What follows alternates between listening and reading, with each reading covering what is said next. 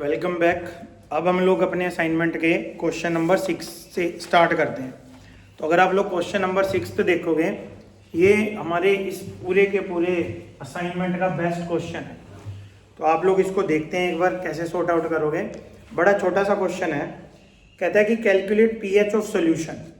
एक सॉल्यूशन की पीएच पूछी है हमसे, और वो जो सॉल्यूशन है वो एक मिक्सिंग है। मीन्स दो अलग अलग सॉल्यूशंस को उसमें मिक्स किया गया है। इसमें जो पहला सॉल्यूशन मिक्स किया गया है वो है हमारे पास कैल्शियम हाइड्रोक्साइड CaOH2 एक्वस। तो मैं अब एक्वस नहीं लिखता बोर्ड के ऊपर, आपने समझ जाना है कि सॉल्यूशन में ही बनाया गया है दोनों को। और प्लस में दूसरा है जी HCl। इन दोनों को मिक्स किया गया है। क्लियर सबको? तो आप मेरे साथ साथ चलना है, दो पार्ट मान के चलना है इस क्वेश्चन को। अब अगर हम लोग पहला पार्ट देखें, CaOH2 की जो मोलैरिटी दी गई है वो दी गई है 0.2, और HCl वाले पार्ट में जो मोलैरिटी दी गई है वो दी गई है 0.1। ठीक है जी, गिवन है, आप अपना क्वेश्चन अपने असाइनमेंट से पढ़ सकते हो। इसके बाद अगर हम लोग यहाँ पे वॉल्यूम देखें तो इसमें पहले में हमें वॉल्यूम दी गई है 10 ml। ठीक है जी, और दूसरा जो HCl वाला पार्ट है इसमें जो हमें वॉल्यूम दी गई है वो दी गई है 25 ml। एक बार हम अपने नोट्स में चेक करो क्या ऐसा है या नहीं। क्लियर सबको? अब इसके बाद हमने क्या करना है, जब भी कोई मिक्सिंग का क्वेश्चन आता है तो इनको आपस में रिएक्ट करवाया जाता है।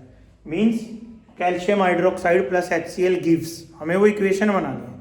बट उस इक्वेशन से पहले हमें यहाँ काउंट करना पड़ेगा कि इस मोलैरिटी और इस वॉल्यूम को अगर हम लोग रखते हैं तो कितने मोल्स हैं CaOH2 के और कितने मोल्स यहाँ पे HCl के। तो वो कैसे काउंट करते हैं हम लोग। तो मैंने आप लोगों को मोलैरिटी करवाई थी। तो मोलैरिटी का क्या फॉर्मूला था एक बार याद दिलाता हूँ, इधर देखिए।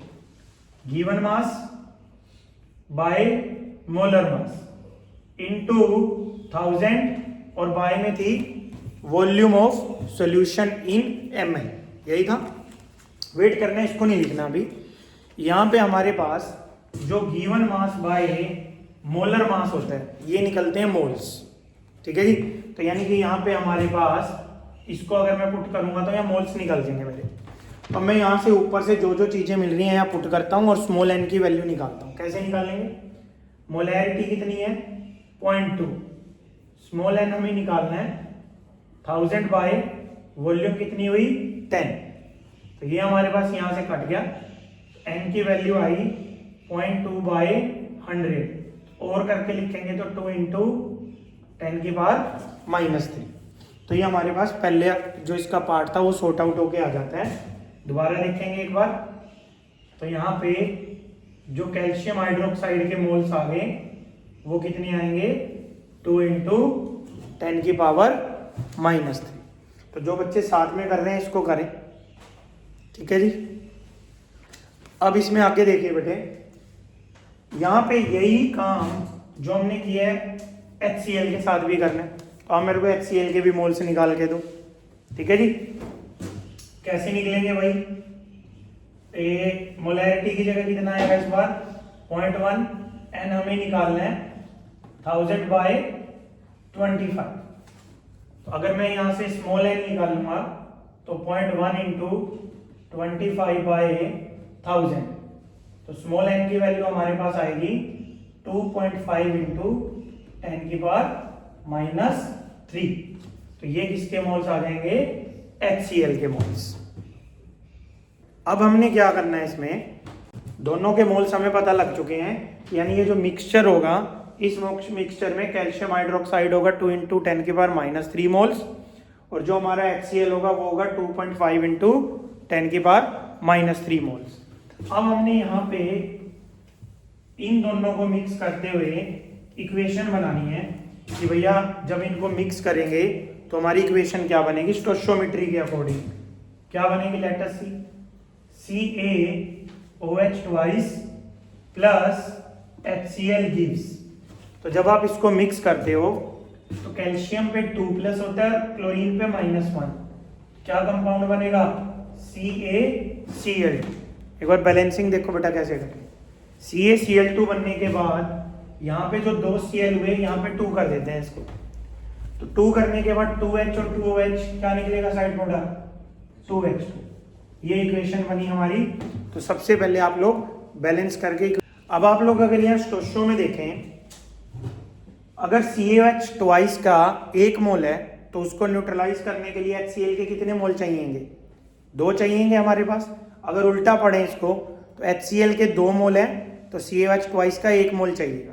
अब आप मेरे को बताओ हमारे पास HCl के कितने मोल्स हैं, 2.5 इंटू 10⁻³ आया हुआ है यहाँ पे। तो अगर इसको कंप्लीटली न्यूट्रलाइज करना है तो हमें CaOH ट्वाइस इसके कंपैरिजन में कितना चाहिए, हाफ।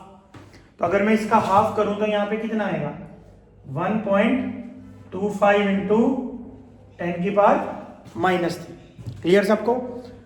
अगर अब आप लोग यहाँ ध्यान से देखो, एक बार के लिए छोड़ो जो कर रहे हो, इधर आओ। CaOH ट्वाइस के मोल्स कितने थे हमारे पास, 2 इंटू 10⁻³ हमें चाहिए कितना न्यूट्रलाइज करने के लिए 1.25 इंटू 10⁻³ तो यानी जब ये रिएक्ट करेगा तो HCl तो पूरा कंज्यूम हो जाएगा, जबकि CaOH ट्वाइस सिर्फ इतना कंज्यूम होगा। तो बचेगा कितना, टोटल इतना था, यूज इतना हुआ, इसमें से इसको माइनस कर दें।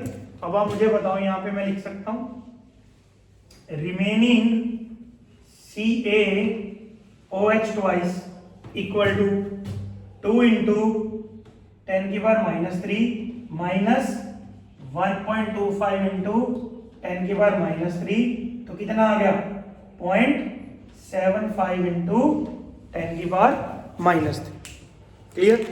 जो कर रहे हैं करते रहे, बाकी एक बार फिर देखें, दोनों के मोल्स निकाल ले, स्टोइचियोमेट्री की इक्वेशन बनाई, इक्वेशन लगाने के बाद पता लगा HCl तो पूरा खत्म हो चुका है, जबकि CaOH ट्वाइस के मोल्स जो बने हैं वो कितने बने हमारे पास 0.75 इंटू 10⁻³। अब आप इधर देखो बेटा एक बार ध्यान से, एक अच्छा बच्चा यहां तक कर देता है सोल्व, इसके बाद गड़बड़ करता है, कैसे बताता, ये मोल्स निकले हैं, कंसंट्रेशन नहीं निकली है। अब हमें यहाँ काउंट करनी पड़ेगी वॉल्यूम। अब आप मुझे, क्योंकि मैंने रब कर दिया है, मुझे पढ़ के बताओ यहाँ पे टोटल वॉल्यूम कितनी होगी। CaOH ट्वाइस कितने ml था, देखो एक बार 10 ml, और HCl कितना था 25 ml, तो टोटल कितना आएगा यहाँ पे 35 ml। तो यानी कि यहाँ पर इन दोनों को मिक्स करने पर जो रिजल्टेंट सॉल्यूशन होगा वो कितना आ जाएगा हमारे पास 35 ml। अब आप मेरे को बताओ, मोल्स भी मिल गए हैं, ml भी मिल गया। अब हम लोग यहाँ पे निकाल लेंगे मोलैरिटी या कंसंट्रेशन, जो रिजल्टेंट सॉल्यूशन आया उसकी कैसे निकलेगी, आप मेरे को बताओ। मोलैरिटी ऑफ सॉल्यूशन अभी बताया था मैंने, मोल्स इनटू 1000 और बाय में क्या किया था वॉल्यूम। क्लियर। अब यहां देख के बताओ मुझे मोल्स कितने आए हुए ऊपर हमारे पास 0.75 इंटू 10⁻³ और इंटू क्या किया 1000, वॉल्यूम कितनी थी 35। क्लियर सबको यहां तक। जब बेटे हम लोग इसको सॉर्ट आउट कर लेंगे, क्योंकि मैंने पहले ही सॉर्ट आउट कर रखे हैं, तो हमारा आंसर आ जाता है 0.0214। अब आपने दोबारा से सुनना है मेरी बात। यहाँ पे हमने अब तक क्या काउंट किया, पहले मोल्स CaOH ट्वाइस के HCl के रिएक्ट कराया, रिजल्टेंट मोल्स देखे CaOH ट्वाइस के, वॉल्यूम थी, वॉल्यूम से कंसंट्रेशन, यानी कि ये जो कंसंट्रेशन आई है 0.0214 ये किसकी आ चुकी है CaOH ट्वाइस, क्योंकि आपका जो HCl था वो तो पूरा रिएक्ट कर गया था। अब आप मुझे यहाँ बताओ बेटे, देखो एक बार बोर्ड की तरफ, CaOH ट्वाइस को अगर मैं पानी में डालूंगा ये कौन से आयंस में टूटेगा, इधर चेक करके बताओ मुझे एक बार। Ca2+ और साथ में 2OH नेगेटिव एक्वस। तो अगर अब आप लोगों को स्टोशो आती है तो यहाँ पे आप चेक करके बताओ, अगर इसका 1 था कंसंट्रेशन या मोल्स, तो OH के क्या हो गए, डबल। अब COH ट्वाइस के कितने थे, 0.0214। तो अब आप मुझे बताओ OH कितना हो जाएगा यहाँ पे, 2 इंटू 0.0214। तो इसको वैल्यू पुट करेंगे, ये रिजल्ट आ जाता है हमारा 0.0428, या आप इसको लिख सकते हो 4.28 इंटू 10⁻²। इस तरह से इस क्वेश्चन को चलाना था। बट वेट करना है, 1 मिनट रोको खुद को, फिर टाइम देता हूं आपको, पहले रोको। यहां पे उसने हमसे पूछी है पीएच, हमारे पास किसकी कंसेंट्रेशन आ गई है, OH नेगेटिव आयन की आ गई है। कितनी कंसेंट्रेशन आई है, 4.28 इंटू 10⁻²। हमें क्या निकालनी है यहाँ पे देखो, H प्लस की कंसेंट्रेशन पिछले न्यूमेरिकल में कराया था, किसके इक्वल आएगी, 10⁻14 बाय में ये वैल्यू यहाँ पुट करेंगे। अब इसका जो रिजल्ट आता है बेटे वो आ जाता है 2.34 इंटू 10⁻30। एक लास्ट मिनट और दो मुझे, उसके बाद आप करना। अब बताओ पीएच किसके इक्वल था, माइनस log H प्लस, तो माइनस log 2.34 इंटू 10⁻3। अगर हम लोग इसको सॉर्ट आउट करेंगे तो pH is equal to minus 2.34 plus 13 आ जाएगा अपने पास। और अगर यहाँ वैल्यू पुट करते हो आप लोग 0.37 प्लस 13, तो प्लस का 12.63, यहाँ पे जो pH आएगी वो 12.63 आएगी हमारी। जो 6th क्वेश्चन था वो आपने 2-3 बार करके देखना है। जो बच्चे हमारे इसको देख रहे हैं अभी, जिनको लॉग नहीं पता, वो किसी दिन भी आए मेरे पास, एक बार लॉग बता देंगे कैसे देखा जाता है। ठीक है जी। अब अगर हम लोग क्वेश्चन नंबर 7 को देखें, यहाँ लेट अस सी क्वेश्चन नंबर 7। ये जो क्वेश्चन है हमारे पास यूनिट नंबर 1 का है, जिसको आप लोग स्टिक्कोमेट्री बोलते थे। यहाँ पे एक इक्वेशन दी गई है, कार्बन सॉलिड है, सल्फर है जी, कार्बन डाइसल्फाइड लिक्विड की फॉर्म में, इस तरह से। ठीक है जी। अब यहाँ पे क्या कहता है, पहले क्वेश्चन सुनना है एक बार, उसके बाद करना है। कहता है 4 gram of carbon, 4 gram carbon लिया है, heated with 8 gram of sulphur, 8 gram sulphur के साथ हीट किया है। विच इज लिमिटिंग रिएजेंट, कौन यहाँ पे लिमिटिंग रिएजेंट होगा। और सेकंड पार्ट में कह रहा है how much CS2 will be formed, और कितना CS2 यहाँ पे बनेगा, ये भी उसने हमसे पूछा है। तो 2 पार्ट है इस क्वेश्चन के। अब एक बार के लिए आप पहले बोर्ड पे देखो, ये हमने लगाई यहाँ पे स्टोइचियोमेट्री। अगर स्टोइचियोमेट्री लगाते हैं मोल्स में, अब यहाँ देख के बताओ कार्बन के कितने मोल्स हैं, 1, सल्फर के कितने मोल्स हैं, 2, और कार्बन डाइसल्फाइड के कितने मोल्स हैं, 1। यही है जी। इसके आगे 1 है, इसके आगे 2 है, इसके आगे 1 है। अब क्योंकि क्वेश्चन ग्राम में है तो इसको पहले ग्राम में बदल लो, तो स्टोइचियो इन ग्राम, कार्बन कितना हो गया, 12 ग्राम हो गया। सल्फर का होता है 32 टू जा 64, तो यहाँ पे सल्फर कितना रहेगा, 64 ग्राम। और इसका अगर सम कर दे तो कितना होगा, 76 ग्राम, लॉ ऑफ मास एक्शन के अकॉर्डिंग। तो ये जो आपको मिला है ये स्टोइचियोमेट्री है। इसका मतलब कि अगर 12 ग्राम कार्बन को पूरा रिएक्ट करवाना है तो सल्फर हमें 64 ग्राम चाहिए। ठीक है जी। बट ऐसा है तो नहीं, देखो गिवन में चेक करो,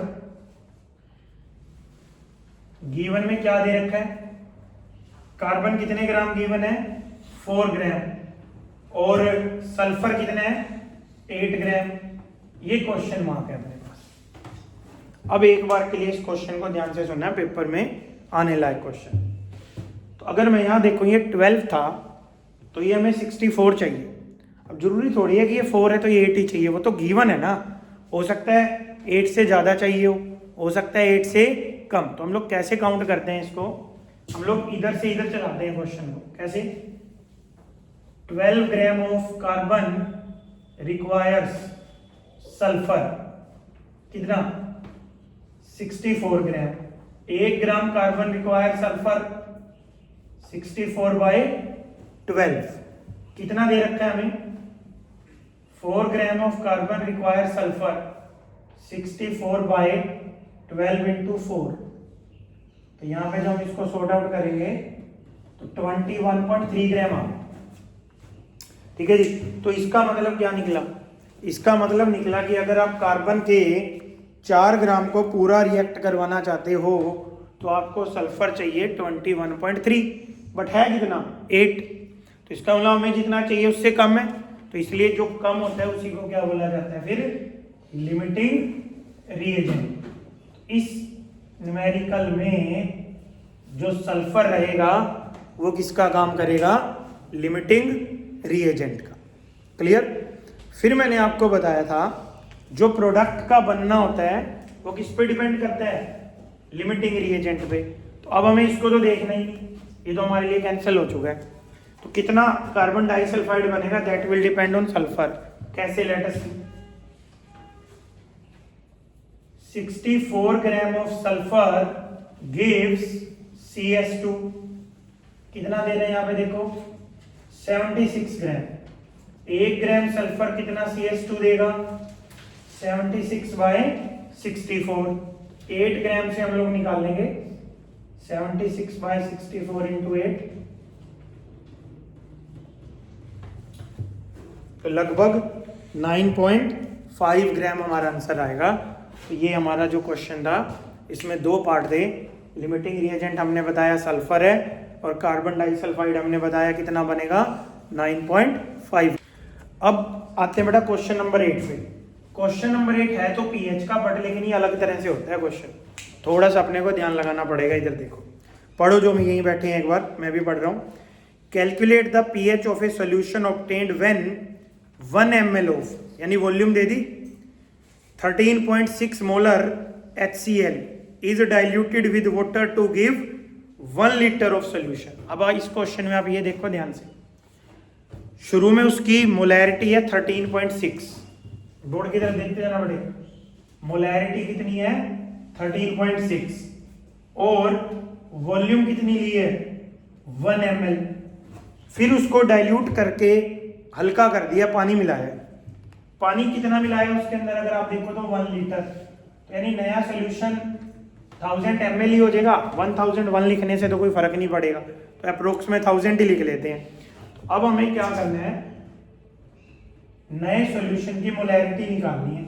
तो इसको M1V1 मान लेते हैं, इसको मान लेते हैं M2V2। क्लियर? तो क्या क्या अप्लाई करते होते थे बताओ मेरे को? हम लोग अप्लाई करते थे M2V2 इक्वल टू M1V1। ये M1V1 इक्वल टू M2V2 रख लो, वो फिर मेरे को उधर काउंटर करना पड़ता है, इसलिए ऐसे कर दिया। M2 into 1000, 13.6 into 1। M2 की वैल्यू कितनी आ गई? 13.6/1000, और करके करें तो 13.6 इंटू 10⁻⁻3। तो दैट मीन्स जो हमारे HCl है डाइल्यूट करने पर ये उसकी कंसंट्रेशन है। अब आप लोग इस क्वेश्चन में अगर देखें तो हमसे क्या निकलवाया गया है? पीएच। पीएच के लिए हमें किसकी कंसंट्रेशन चाहिएगी? H प्लस आयन की। कैसे निकालेंगे? लेटस। अब आप मेरे को बताओ HCl किस में टूटेगा? एक्वस, और साथ में HCl की कंसंट्रेशन कितनी है? तो जो HCl की होगी वही किसकी रहेगी? H प्लस की। तो कितनी आएगी? 13.6 इंटू 10⁻⁻3। सेम रहेगी ना, क्योंकि स्ट्रॉन्ग इलेक्ट्रोलाइट है तो पूरा टूटता है। अब आप मुझे यहां लिख के बताओ पीएच का फॉर्मूला क्या था हमारा? Minus log H plus ion की कंसंट्रेशन। तो अगर हम लोग यहाँ वैल्यू पुट करें तो pH is equal to minus log 13.6 into 10⁻⁻3। ठीक है जी। अब 1 मिनट के लिए रुको बेटे, पहले देखो log AB वाला फॉर्मूला लगाओ, 13.6 साथ में क्या आ रहा है माइनस log 10 की पावर माइनस 3 आगे पलट के माइनस माइनस प्लस 3 log 10 कितना हो गया 3 माइनस 13.6 की वैल्यू अगर पुट करें हम लोग यहाँ पे 1.134, तो हमारा फाइनल आंसर होगा pH का pH equal to 1.87। Question number 10 में हमें कह रहे हैं a tennis ball has a mass of 10 gram. कोई एक गेंद है जिसका वजन 10 gram and a speed of 90 metre per second. If the speed can be measured within accuracy of 4%, calculate uncertainty in position of ball. ठीक है जी, तो मैं एक बार बोर्ड पे लिख लेता हूँ जो जो हमें मिल रहा है। हमें गेंद का मास मिला है कितना है 10 ग्राम, हमें उसकी वेलोसिटी या स्पीड मिली है कितनी 90 मीटर सेकेंड इनवर्स। ठीक है जी, अब आप पहले एक बार बोर्ड की तरफ देखेंगे। इन क्वेश्चंस में जो मास होता है वो हमें किलोग्राम में चाहिए होता है, तो पहले इसको किलोग्राम में बदल देंगे। 10 इंटू 10 की पावर -3 kg हो गया जी पहला पार्ट। फिर वेलोसिटी या स्पीड को मेजर करने में कितनी एक्यूरेसी है 4%। एक्चुअल में ये अनएक्यूरेसी होती है कि 4% की गड़बड़ हो सकती है। तो फिर कैसे करते थे, इधर देखो डेल्टा वी कैसे निकलेगा, हर 100 में से कितने की गड़बड़ हो सकती है 4 की, 1 में से कितनी होगी 4/100, तो 90 में से निकाल लेते हैं इसको, तो ये आ जाता है 3.6 मीटर पर सेकेंड। यानी कि इस केस में वेलोसिटी या स्पीड को मेजर करने में कितनी अनएक्यूरेसी हो सकती है 3.6 मीटर पर सेकेंड। अब हम लोग यहाँ पे अप्लाई करेंगे, बोर्ड की तरफ देखो क्या, applying delta X into M delta V equal to h/4π। कौन सा प्रिंसिपल था ये, हाइजेनबर्ग अनसर्टेनिटी प्रिंसिपल। यहाँ जो h की वैल्यू होती है 6.626 into -34 kilogram metre square second inverse रहेगी। अब मुझे यहाँ क्या निकालना है डेल्टा एक्स, तो डेल्टा एक्स किसके इक्वल आ गया h/4π और 1/m डेल्टा वी। h की वैल्यू पुट करेंगे, पाई कितना होगा 3.14, मास कितना रहेगा 10 इंटू 10 की पावर -3, डेल्टा वी कितना रहेगा हमारा 3.6। तो जब आप लोग बेटे इसको सॉर्ट आउट कर लोगे अपने आप, तो जो इसका फाइनल आंसर आ रहा है वो लिख रहा हूं मैं, करना आपने अभी 1.46 इंटू 10 की पावर -33 मीटर।